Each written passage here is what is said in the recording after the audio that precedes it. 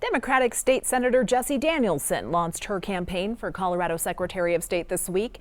And instead of a fundraiser, she is hitting the road for a listening tour and plans on visiting every county to hear from voters, business owners, and county clerks.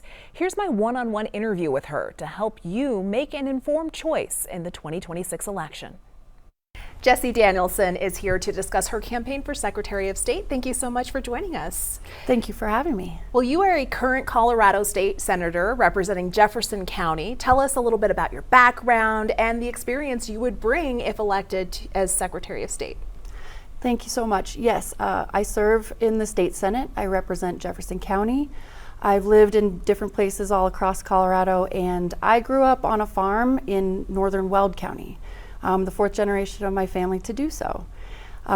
So I think that I understand some of the challenges that face Coloradans no matter where they live. During my work in the legislature, I've definitely focused on voting rights policies and continued to build on the stellar system that we have. But really my experience in this area started back in 2013. So I don't just know election systems in Colorado, I helped build them. I was part of the effort in 2013 to pass the Voter Modernization Act.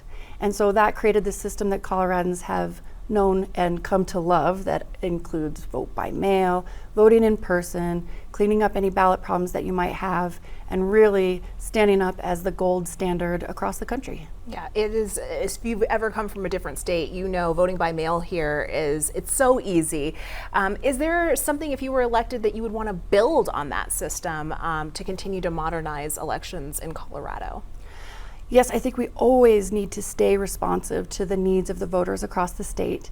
And I continued to do that when I was in the legislature. So I helped pass the, I passed the automatic voter registration law so that it's much easier to maintain your current address, and voting rights for people with disabilities, voting rights for blind voters, responding to the needs of the community while we had a great system, admitting that we can always do better. So continuing that work over the last 12 years in the State House. Colorado's election systems are always making headlines recently. What would your top priorities be if you were elected Secretary of State? Well, again, I think that you kind of know a little bit about my background.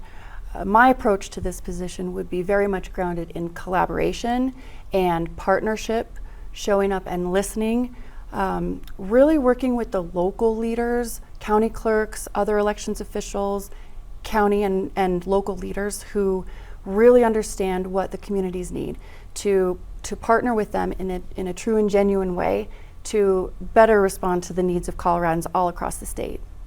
And I think another thing that I really want to do is uplift and recognize the incredible staff at the department and better enable them these folks at the department are talented and knowledgeable and experienced. So emboldening them to continue their stellar service to the community, whether it's the election side or the business side. Well, we wish you the very best on your campaign. Thank you so much for speaking with us. Denver 7 is working to keep you informed when you head to the polls. I also spoke with Secretary of State candidate Amanda Gonzalez. She currently serves as the Jefferson County Clerk and Recorder.